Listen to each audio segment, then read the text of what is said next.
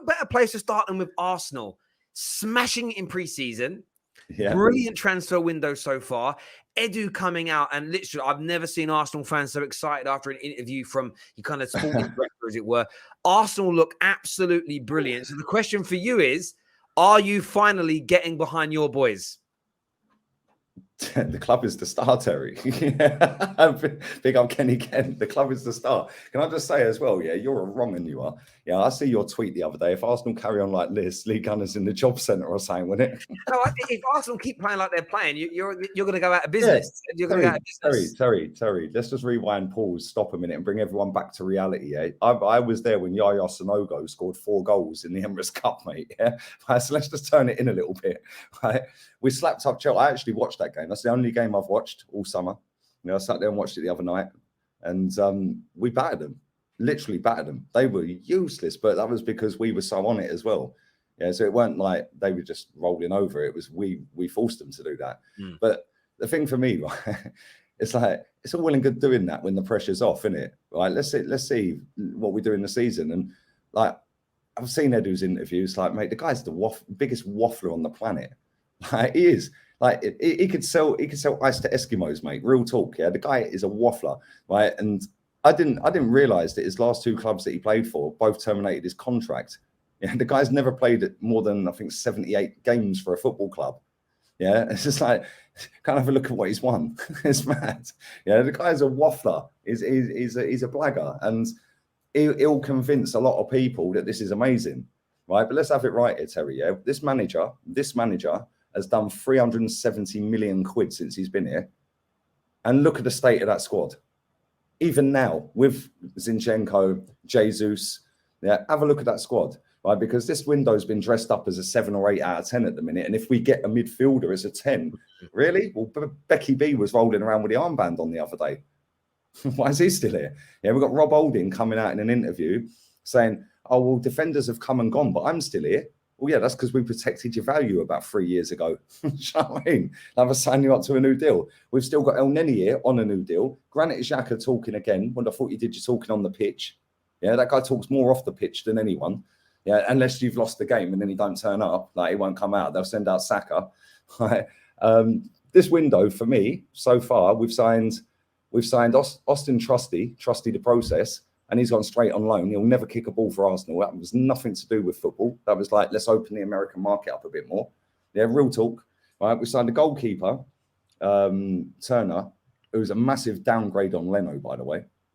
Yeah, massive downgrade. So we're weaker in the goalkeeping position straight away, because as soon as Leno gets his deal to Fulham, we're weaker.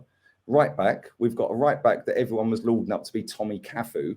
Yeah, and I've seen so many people this summer, Terry, right, sitting there going, "Oh, get rid of Tierney. He's injury prone." Well, Tierney started more games than Tommy Cafu last season, right? So where's the talk for him? He's been out for 6 months with a calf strain. What are they made of? Glass.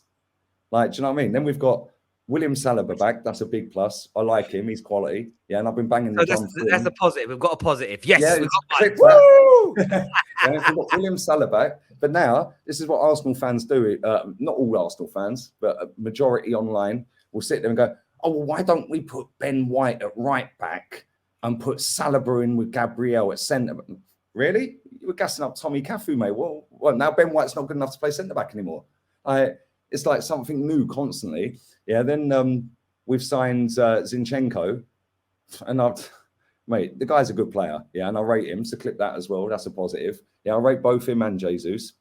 And the way our fans and the media and the club have like gassed this lot up, come on, mate. If they were top players, like elite level players, Man City wouldn't have let them go. Let's be real with that. Yeah, let's just be real with that. They're better than what we had. But that's only because we allowed Aubameyang to go and paid for him to play for Barca, and Lacazette just couldn't be asked anymore. Yeah, and then we've got Kieran Tierney, who I think is class. But then the backup is Tavares, who this manager signed, by the way. And our fans are going, "Oh, get rid of him. Get rid of him." Well, who signed him? So now it's Zinchenko. "Oh, he's amazing. He can play midfield. He can do this. He can do that." Okay, so is he going in over Granit Xhaka then? No, he ain't getting in over him. Was he getting in over Partey then? No, he ain't getting in over him. Well, if Tierney's fit, where's he playing then? Like, yes, it's depth, it's squad depth, but for me, I'm being straight up with this, Terry. Yeah, for me, we need a right back, Yeah, because Tomiyasu ain't the man. I said this last season. Brandon said it as well on here. Yeah, he said he ain't great, and I've been saying it for months. He ain't great, right? Bellerin's not good enough, and Cedric ain't good enough. So there's 3 right backs we got that ain't good enough. We need a right back, right? We need another midfielder, like a destroyer in midfield, because we can't rely on Thomas Partey. The guy's injured quite a lot, yeah. But we should have gone for Basuma, but Arsenal fans are telling me he's rubbish now. Okay, cool. We need an attacking midfielder that'll bag 15 goals a season, and we probably need another striker, because if Jesus gets injured, we're going with Eddie and Nketiah up front. How are people sitting there hyping that up as an 8 out of 10 window?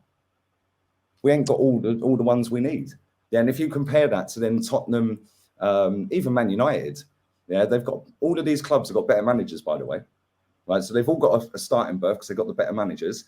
But now they, apart from Man United, they finished above us last season. And now Man United are going out and getting players as well with a better manager. And what have we done? We've signed the Portuguese Kim Kallström. The guy's in a protective boot. Oh, it's a precaution, really? He's been injured since June. He's got a fractured bone in his foot. He ain't even training. Yeah. Then we've signed 2 Americans that are just not good enough. One ain't even here anymore. Then we've signed Jesus, good player, but we need another one up front as well. And then we've signed Zinchenko, who's a good player. And people are hyping this up as an 8 out of 10 window. What are they talking about? Look, I think, look, for me, I think the players you've signed are very, very good. I didn't know much about Fabio Vieira before you bought him, but of course, you do your research on a player afterwards. It looks very technically gifted, very astute going forward, good level of outputs to add to it as well. However, I've not seen him. I've seen 2 of your preseason games. I haven't seen much of him, so it's hard. There's no way of judging how good, bad, or indifferent he's going to be.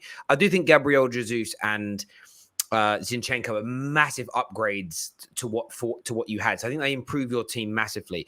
I think there's also the element of the younger players being that year older. I think the Ben Whites, the Gabriels, Saliba's first year, but he's that bit older now. Saka's, Martinelli, Smith Rose. I think you'll get more out of them, more consistency out of them this year than you did last year. And some of them were consistent. And I think they'll get better. So I think you've got that core being a year older that's going to help. I think you've added some very, very good players into your team. And it's just, I'll be honest with you, mate, the way you've looked in pre-season, you look scary. You look scary to watch. The press is there, the fitness is there, the way you're moving the ball looks great. Now, I'll still reserve an element of judgment because you have to deliver opening day of the season. You've got to go and win. You've got to start the season well. When you were in a moment of ascendancy, like we saw at the end of the season, you can't throw it away. We don't know how Arsenal are going to react to those elements of pressure.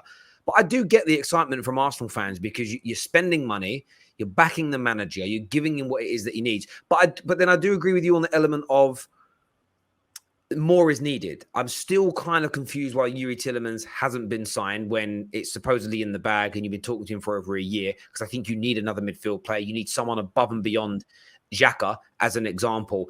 And clearly you wanted another attacker. That's why you bid 50 odd million pounds for Rafinha. So I'm not going to judge Arsenal's window until the end. Even though I've as a rival looking at it, I think it's been good, very good. But you still need to get those 2 positions sorted to be kind of ready for the season.